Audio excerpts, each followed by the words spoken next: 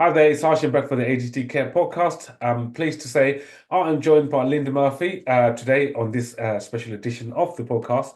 Linda is an author and she's written a couple of books. One is called Declarative Language Handbook, and the other one is called Core Regulation, which is the book that actually caught my attention, really. Someone mentioned this book to me, and I've been reading through the book for the last few months, and really, really interesting. And I was quite keen to bring Linda on for us to discuss some of the themes that she's highlighted, particularly in this book around core regulation, particularly when we work with children and young people with neurodiverse needs. As you gathered, that Linda is also a speech and language pathologist who's got experience which spans over 30 years. So, yeah, really, really pleased to say that Linda is joining us today. So let's bring her on. Hi All there. right. Perfect. Nice to meet you, Linda. I'm Archie. Nice to meet you. Nice to meet you. How are you doing today? Good, thank you. And you? Lovely to have you on our podcast as a guest. And yeah, I was just saying to our listeners just there, I you came to my attention from another professional because we're based in the UK. I've got another professional colleague, friend of mine. We were talking in a podcast a few months back, and she mentioned about you, and she mentioned about your book, Core Regulation, which I'm pleased to say I have a copy of it as well here, which is amazing. And I work, in the field of neurodiversity. I work with children with autism, with ADHD as well. And some of them, I know this is one thing that comes up a lot around self-regulation and core regulation. So I thought maybe we Mhm. can spend some time discussing that particular topic and also getting to know you as well and finding out about your Sure. journey in this field. So welcome to the podcast. So maybe if we could just maybe start by telling us about your sort of accomplished career in this field as a speech and language pathologist. Yeah, sure. Yeah, I've been a speech language pathologist for just about 25 years now. Started in early intervention, but over the course of time have worked with, a range of ages and just supporting individuals in different ways. I love my job. I've always, just really um, like honored ideas of communication, relationship building, connection, and just knowing that those are always the most important foundation, no matter what skills you want to help someone develop, you kind of have to always start there. And then in 2007, I became an RDI consultant. So that just stands for Relationship Development Intervention, which is a parent coaching program to support caregivers and parents to um, help develop dynamic communication skills in natural environments. Excellent. And what inspired you to become an author? Well, so I learned about the concepts of declarative language and co-regulation. I learned about through RDI. So this is back in 2007, 2008. And just as a therapist, I've always noticed how powerful and effective they are. Yet I felt like, people weren't necessarily talking about these concepts. So I just started to talk about them more, started to write about them in articles, and then just and became more bold to just write a book to help the message get out a bit more.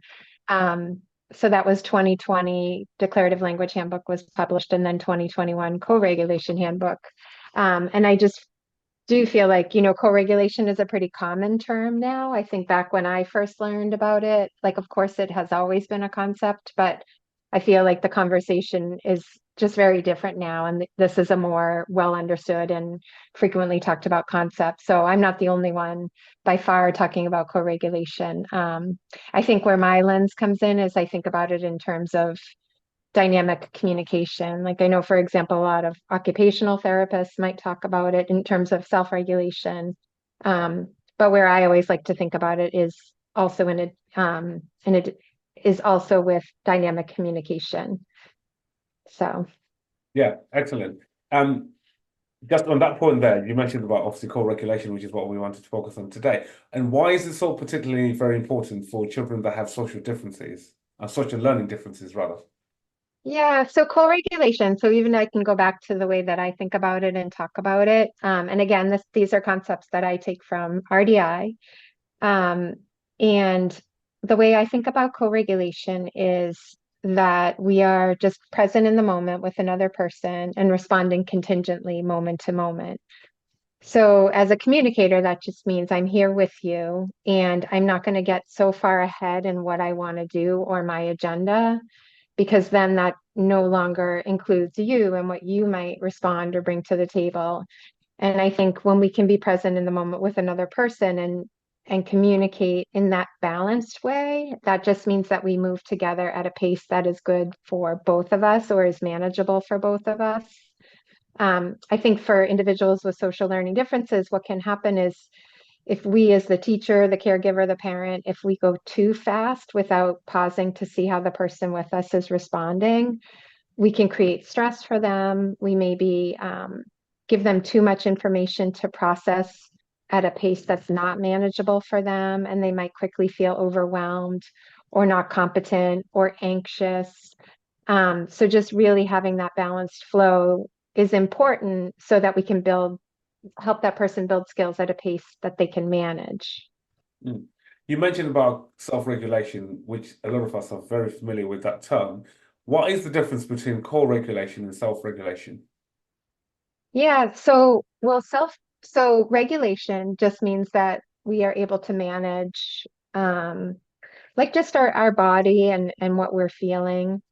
And I think as we grow, we become better able to self-regulate, which means I can manage environments, I can manage dynamic situations, I can manage unexpected um, events, I can manage excitement, I can manage disappointment on my own. But I think when anyone is born, like a baby is born and then someone starts to grow, like they can't do that right away. They need to co-regulate with a caregiver. So that caregiver helps them manage changes in their environment. So for example, a newborn is upset because they're hungry or uncomfortable. A caregiver comes and gives them comfort or figures out what it is that they need to support their regulation in that moment. Or if you fast forward a little bit to a 4-year-old who's getting really, I give this example in my book, but is getting really excited about a birthday party and they're having a hard time waiting, then a caregiver can support their regulation to get through that time waiting. Or a person gets hurt, it is really helpful when another person is there to help regulate and help that person feel okay when they're scared or hurt. And I think the amount of co-regulation is bigger when a person is younger because they need it. But a person never stops needing to co-regulate throughout their life. It's not something that goes away. Because we can even think about, again, like as an adult, if there's a moment that's upsetting or uncomfortable or scary, it very much helps to have a person to co-regulate with, to talk through it, to process, maybe even share the work if it feels too big for us. So it never goes away. I think as we grow, we just kind of go back and forth between when we are able to self-regulate and when co-regulation is the support we might need in the moment. That's interesting there, because obviously some people might think co-regulation applies to only children and young people, but what you're saying, even grown-ups, they would, we all need that from time to time. Right. Are you able to give us an example of what's co-regulation? I think you mentioned about soothing a young child there, or a young person who's struggling to wait for a birthday party. So if you're a parent, listen to this. If you are to give us an example, because sometimes our emotions can get in the way of us being able to self-regulate ourselves as parents, let alone think about co-regulating your child. Yeah, like I can even think, so sometimes I think about co-regulation in terms of actions. So it could be literally moment to moment we're sharing the work. So say for example, we're cooking together. It might be like, oh, I'll get this ingredient, you can get that ingredient, or I'll do this part of the meal, you can do that part of the meal. So sometimes we can co-regulate and coordinate in our actions. But then sometimes too, it might be more co-regulating in our dialogue as we process the situation together. So I think sometimes too, even with people who are older or young adults or just adults in general, where they might co-regulate is processing a situation that perhaps was confusing. And I might see this a lot where it might be like, well, this happened and I didn't totally understand it. Is it okay with you if we talk it through so you can tell me the pieces that I'm missing, or so that you can just hear me and validate me and then give different information when I'm ready for it. So sometimes it's literally just that other person's perspective, or it might start with validations of a person's feelings so they stay regulated and feel heard, and then gradually add new pieces of information that help the first person just see the bigger picture, consider perspectives that maybe they didn't think of at first or didn't notice. But there's definitely something about just processing out loud. A lot of people have to do that where, there's this thing and it's confusing, or I want to brainstorm this together. Is it okay if we bounce ideas off of each other? So those might be some, more mature examples of co-regulation. Hmm. What are some of these principles that you highlight in your book for our listeners to be mindful of co-regulation?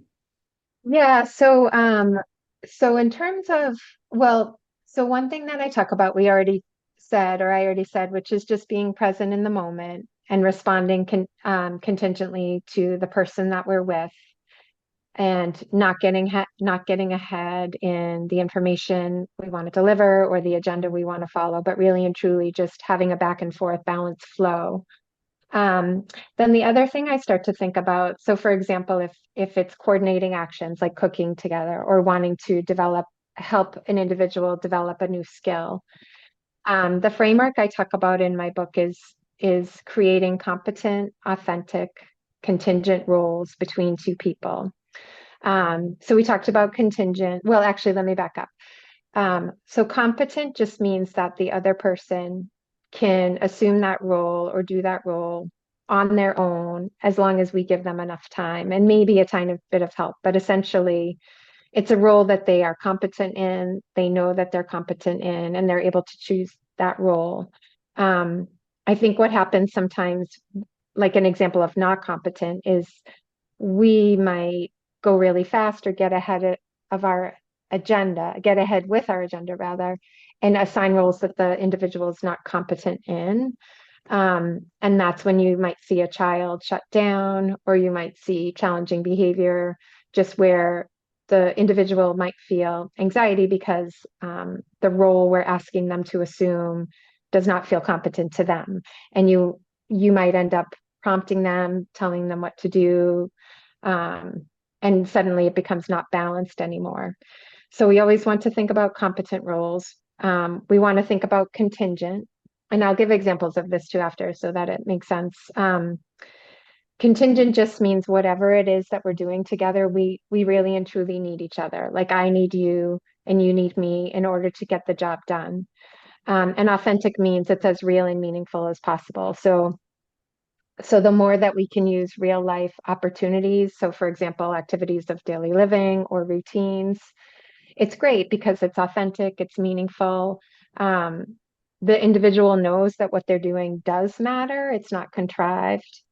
So if I were to give an example, if we were to go back to cooking together, it could be something like I said before, like I'll add this ingredient, you add that ingredient, or it could be something like, um, I'll pour the chocolate chips in and then you can stir. So you're just thinking about how to coordinate actions and always assigning a role that is competent to the individual that you're with. If we think about self-care skills, like if, for example, a child is stuck and not moving through their routine in the morning to get out the door, to get to school, um, it would shift from saying, put your shoes on to something like, hey, how about I'll get your right shoe and you can get your left shoe? Or how about you put them on and I'll tie them? Or I'll get them started. I'll bring your shoes to you and then you can put them on. So it just creates that partnership in the moment to help you move through that routine in a way where the individual that you're with feels competent. I think you mentioned a very crucial word earlier. You said validation, and a lot of young people, even grown-ups, we thrive from validation, don't we? To be to to get that recognition, someone saying, "I hear you, I understand you," rather Mhm. than it being you judged, or it feels like you're not allowed to express whatever you're expressing, whatever difficulties you're going through. Um, I'm just curious to just find out from you in terms of some of the young people that you work with, because obviously we work with a lot of young people that have neurodevelopmental differences like autism and ADHD. How does this all fit in from kind of from a neurodevelopmental profile with some of the young people that you see? Yeah, and you're asking specifically like when you validate their emotions in the moment. Yeah, because I'm just thinking Mhm. certainly with some of the young people that we know that we see with ADHD or autism, they struggle with self-regulation, certainly with inhibition, Yeah. all of that hmm controlling, understanding their own emotions. So how important is, all of what we're discussing, particularly for the caregivers, for teachers, for therapists, to be mindful of this, co-regulation? Yeah. So, well, even if I just talk about that idea, just to validate a person's emotions. So sometimes we might see an individual get upset quickly or have an outburst or something's really bothering them. And when we're not co-regulating, it could be our instinct to push ahead and try and plow through that moment to just get the person to do whatever it is we wanted them to do. But instead, if we're co-regulating in that moment, we can just receive that emotion and we don't have to agree with it. We don't have to try and change their mind. We can just receive it and say, I understand, or I can see this is how you're feeling, or I can see that this is bothering you. And what happens? So again, that's just co-regulating because you're not moving ahead. You're just staying present in that moment, responding to the communication that you're receiving without a specific agenda. And really, quite often, what happens is when that person feels heard, when they feel understood, it supports them to regulate. And then once the person is regulated, together we can decide, okay, where do we want to go from here? We have this problem in front of us. There's this thing that's bothering you. We might have this goal that we share together, but we're stuck right now. I understand how you're feeling. I hear what you are saying. Um, let's decide together where to go from here. So just that pause can really support the person you're with because like I said, it knows, like anybody feels this way. Like when you feel heard, you feel better. Like Yeah, people don't have to agree with you, but if you feel yeah. heard, it kind of lowers the heat for sure. And it connects you to the person that you're with. And then it includes the person in the plan from there, which also then gives them autonomy, which can be really important. Just letting people feel like they have choice and agency in what happens next. And I think if we can slow down and just create space for that to happen, the outcomes can be really different, or the path forward can be really different because we're connected with that person. They feel grounded, they feel heard. And together you move forward to whatever that next place might be, which is just a totally different feel than the power struggle you might get if you try and push through, or if you disagree with how a person is feeling or try and give them reasons why they shouldn't feel that way. That can be dysregulating because it's invalidating. Um, so you just get a whole different foundation if you can just pause in that moment and do that and then make a plan together. And I think, we all want to get where we're going. We all have shared goals, but it's going to feel better for everyone if we can find a way to stay connected, even when it's bumpy or turbulent or whatever, or when the terrain's a little bit harder to navigate. But those are just some of the tools that I've definitely figured out help us stay together even when it feels hard. Mm. You mentioned about declarative language earlier. Do you want to explain to us what that means? Sure. So declarative language is just essentially commenting. So, a lot of the times when I define declarative language, I feel like it's easier to start with what it's not. So the opposite of declarative language is any language that places a demand on an individual. So it could be an imperative or a direct command, such as stand up, sit down, put on your shoes. It also could be asking a question like, what should you be doing right now? What do you need? So those are all types of language that places a demand on an individual, which can sometimes just dysregulate a person for lots of different reasons. And declarative language is more about commenting to share information in the moment about what you're thinking about, what you notice, how you might help as team, that kind of thing. So, for example, instead of saying put your shoes on or what do you need right now, you might say, I noticed your shoes over there. I'd love to get them for you if you'd like. Or let's find your shoes together and we can put them on. Or it could even be something like, oh, it's almost time to go. I notice you almost have everything, but you're missing one little thing. Let me know if you need help.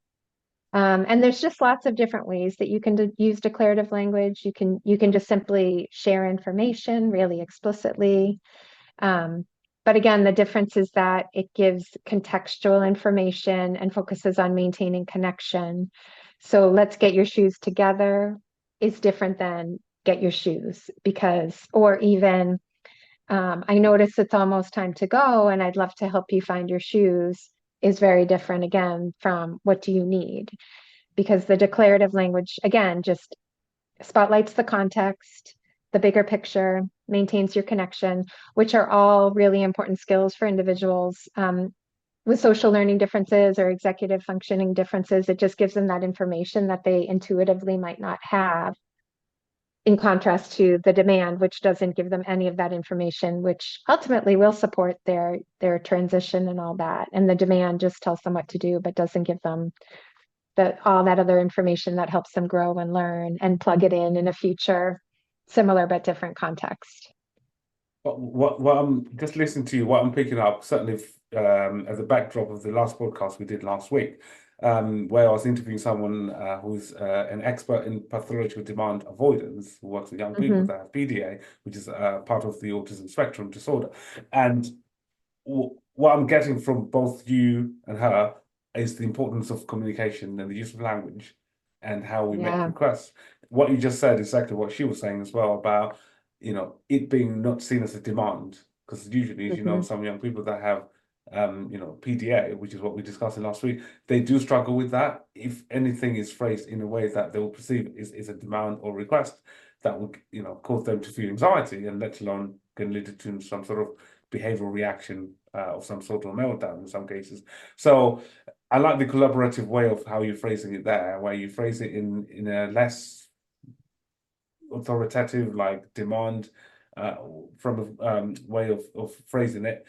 And I think language, I think what I'm trying to say is the use of language in communication is very important. Certainly when we are trying to communicate to achieve the same goal, but it's just how we are communicating with a young person or even a grown-up. Right. Yeah. And so even with PDA, like definitely the PDA community has found declarative language handbook, because it can be really helpful. And so even if I can give a couple of points on that, so some things that I think about is with PDA, it's saying the person is experiencing anxiety. So with declarative language, we always want to use it first and foremost to reduce anxiety in the form of giving them more information. So they might feel anxious because they don't know, because there's uncertainty. Maybe there's pieces of the context that they're not perceiving right in that moment.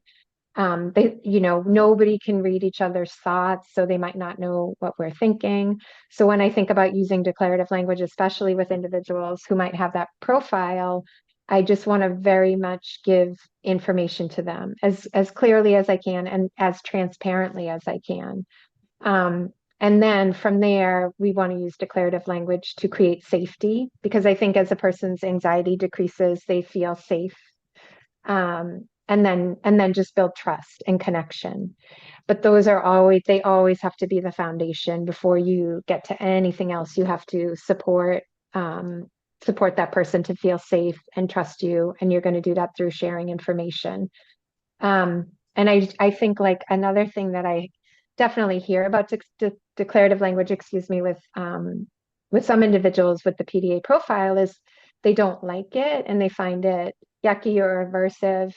And what I believe is that I feel as though providing specific and clear and explicit information is the priority, using commenting. But the declarative language that gets less comfortable or does not feel as good is when it's less direct. So it might be more inferential, or when people are using it to secretly try and get someone to do something. I feel like individuals with PDA may find it in those moments to be manipulative or passive aggressive. So it's really important that we use declarative language to share information really transparently and not secretly to try and get them to do something or secretly as an imperative. And so the difference might be something like again, if I just even go back to getting your shoes to hopefully, get out the door, if that's what's important. The very clear, explicit declarative language might be something like, I notice it's almost time to go. I think it's a great idea if we find your shoes because I don't want you to step on something outside that could hurt your feet. So just really explicit information sharing about my thoughts and even providing like why that thing is important, because I think that's really important for individuals with PDA. The more they can understand the rationale for the shared goal we might have, the more likely they are to join.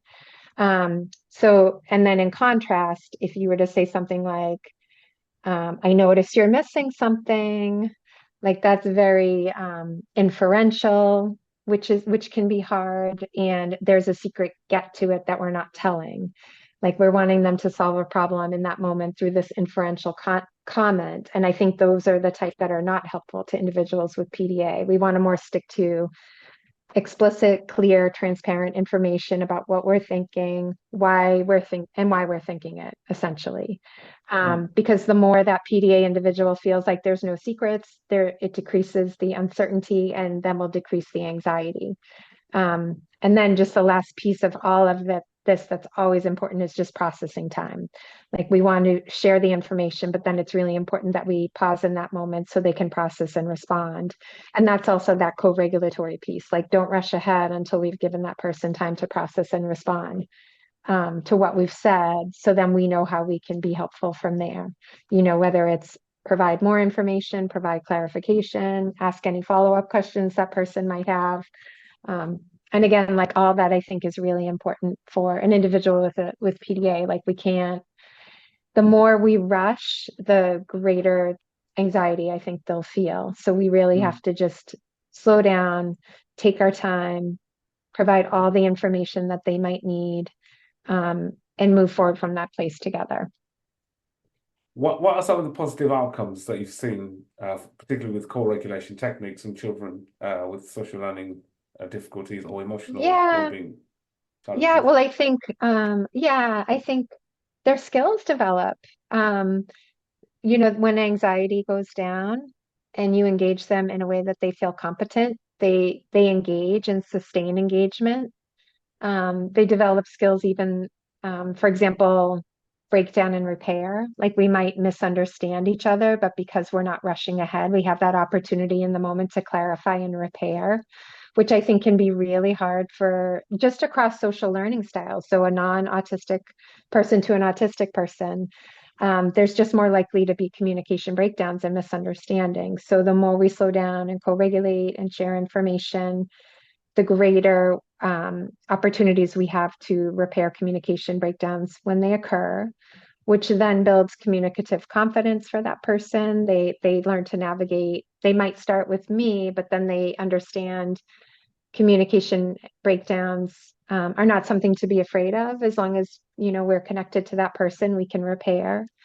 I think individuals learn to self-advocate because we might recognize in the moment that something is uncomfortable to them. When we pause in that moment, we give them space to advocate for help or advocate for something different that they might need that we haven't thought about it. So I'm just thinking, like, for anyone listening here, and for them to be able to be skilled up. I know obviously you've got your books, which is amazing, but what do you provide for people who want to learn more about this as caregivers or teachers or therapists? Sure, thank you for asking. So my best website is declarativelanguage.com. And so I have just training options on there. If people, sometimes I might do live trainings, virtual or in person. I have a blog where people could just read some different posts on things that I've been thinking about, even since these books came out.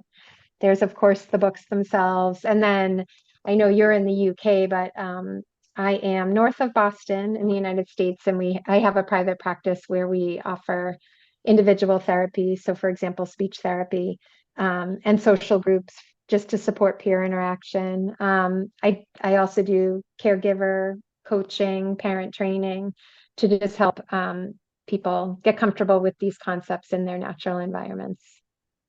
Yeah, that sounds great. So what we can do, we can add all your details in the podcast description as well. So just going back to co-regulation. So how does co-regulation prepare children for future social interactions and challenges? Yeah, so it helps them get comfortable with the idea of being in sync with another person.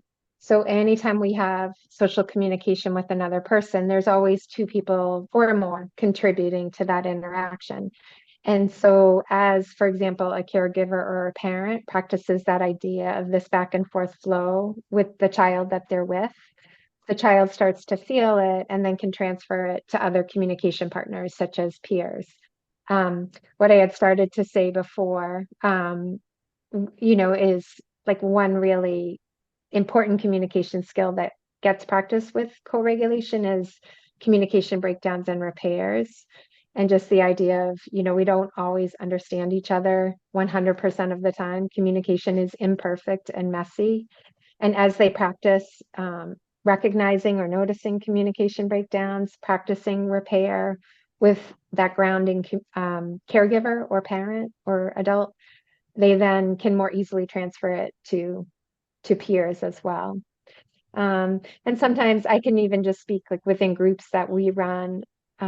It's just helping kids feel more comfortable joining other kids in play, finding mutual areas of connection and interest in play, just figuring out how they can find their way together as a unit of potential friends and a developing friendship. So those are some of the things.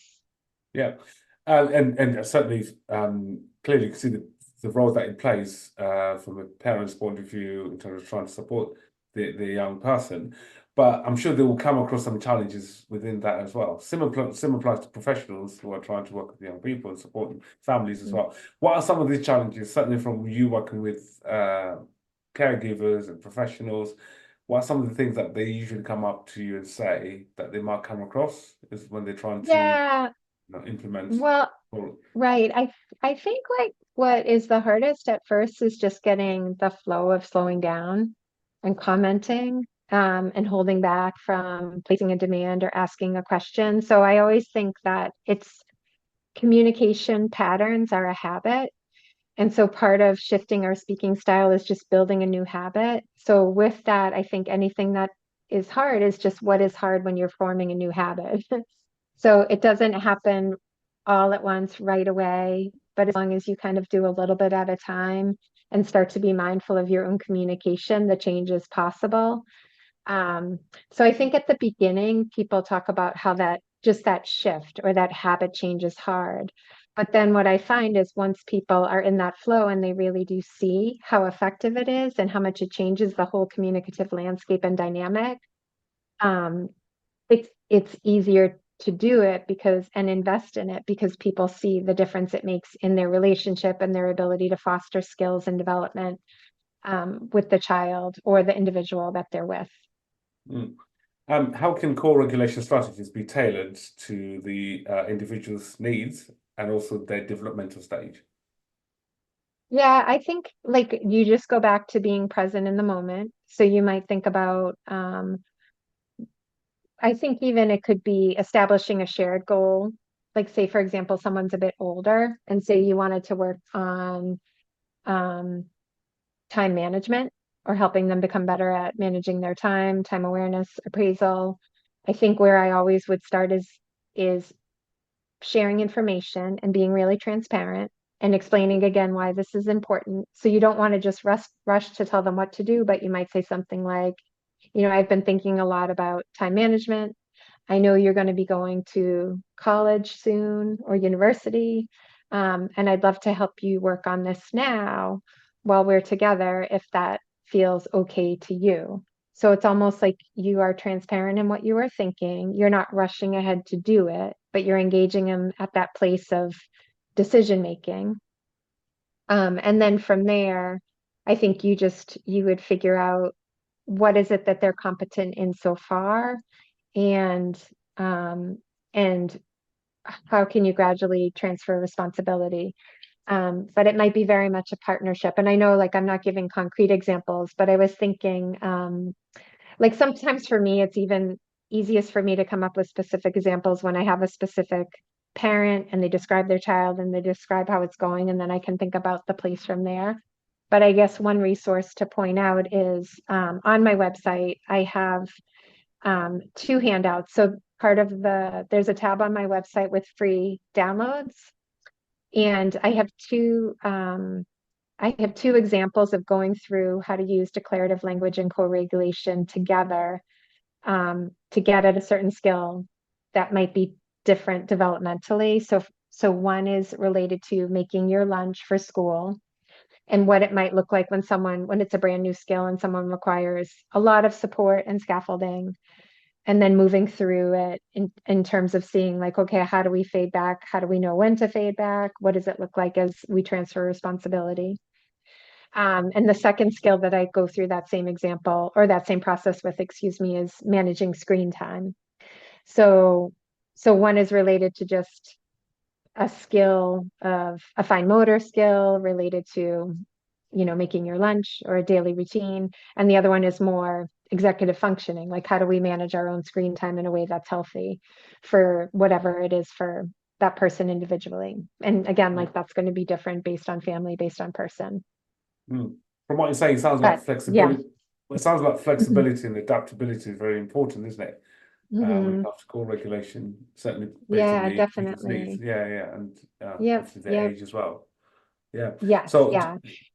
do you have any success stories you might want to share, if you wouldn't mind? Obviously, Yeah, anonymous. let's see. I know I talk about a few people in my book. So there's one little girl named Eliza. I talk about her quite a bit in my book. I met her when she was 3. Um, she was diagnosed with autism when she was 18 months old. So I tell a few stories about her, um, but a success story for her. Her family just got really skilled and competent at these skills themselves. So engaging her in the process, sharing information with her. And I know she's currently in college. She just finished her sophomore year in college. So that's one. Another one that I talk about is, a young man named Christopher. And I met him when he was in his 20s. So he wasn't a child. Like, Eliza, I met when she was young. Christopher, I met he and his mom when he was 21. And at the time, his mom had just really they were connected. Like, it's not that she ever didn't feel connected to him, but she always felt like he had so much to share and she wanted to help deepen their communication or his facility with communication. And she started to use declarative language. And when I met him, he was a very quiet guy. And he had been in a behavioral program like all of his life. So he was quiet. He was probably largely prompt dependent. And then just really what we got to see is just him, become more spontaneous in his communication, more dynamic. His language became more creative. He became more engaged and connected. So I tell a few stories about him too. Perfect. But yeah, I guess Yeah. those are two individuals who were two different ages when they started and ultimately have different levels of support need. Christopher still requires more support, but what was important for him was just that development of dynamic, authentic communication. Um, Whereas with Eliza, her support levels were lower, and that's where she is right now. Excellent. Excellent. Yeah. Any final thoughts or key messages, key takeaway messages that you'd like to share from the Yeah, Core Regulation Handbook?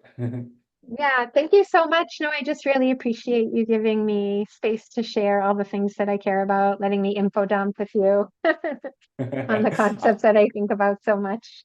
Of course. You're welcome. Are there any upcoming projects or books that you're working on currently that you want to share with us?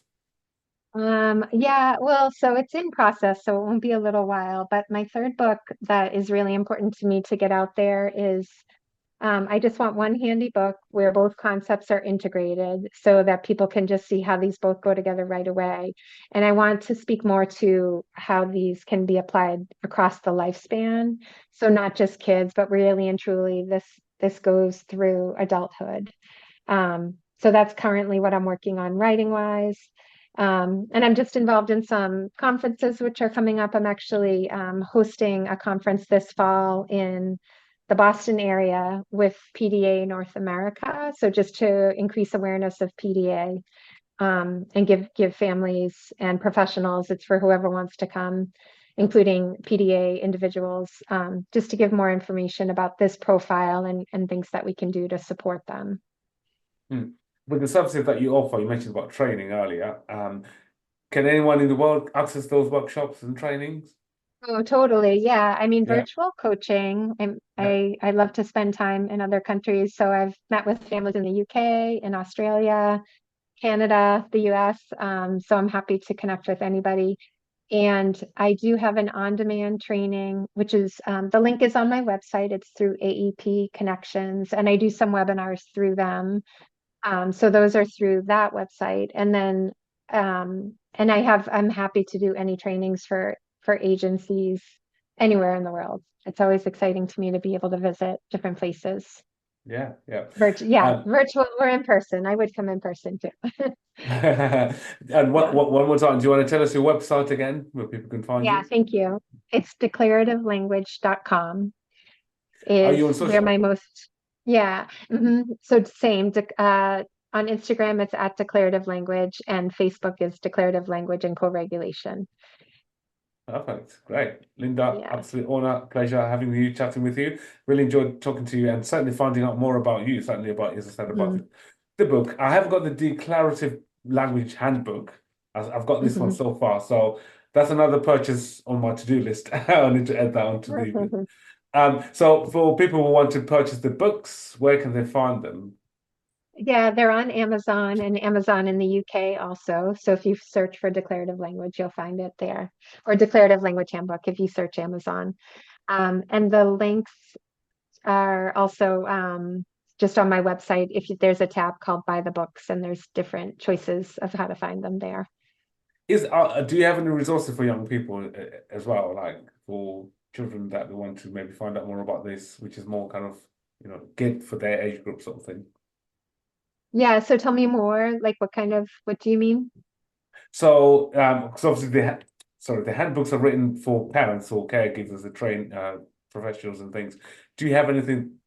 Hello? I Oh, sorry, I thought I lost you for a Oh, good. sec there. Do you have anything that's written for children or young people? Yeah, Yeah, you know what? I don't, and that's a really right, great idea too. Yeah, yeah, my writings are mostly for the people supporting the of individuals. course. Yeah, Yeah, yeah, okay, there you go. Just give you yeah. an idea I there. do know, yeah, depending on the age, I do know some young adults or high schoolers have read my books, especially those who are interested maybe in something similar as their own profession. Um, so I think like the not so of course not for young kids, but for teenagers, I think they could read it if they feel as though this might be a field that they're interested in, or if they have a person in their family or their life that they want to support through their own communication. I think the books are written in a way that it's accessible. It's not overly jargony. I try and keep it direct and simple and to the point so that um, yeah, people don't have to have a lot of degrees to know what I'm talking about. Yeah, absolutely. And yeah, I can vouch for that because I've read the book. So yeah. Um, was there any last minute comments, anything else that you want to say before we run things off? Yeah, no, I think that's great. Again, just thanks so much for having me. I really appreciate it. All right then. Good. I'll find you on socials too. Are you on Instagram and Facebook also? Yes, we are. So there, yeah, just search for ADHD Care Podcast and we should come up on Okay. there. All Yeah, I right. have your website, so I'll go follow you right now. Of course, yeah. Oh, brilliant, brilliant. Yeah. Thanks. All right. Yeah. Thank you, Linda. Nice to All meet right. you. Thanks, Take Archie. care. You See you too. then. Bye. Cheers and bye bye.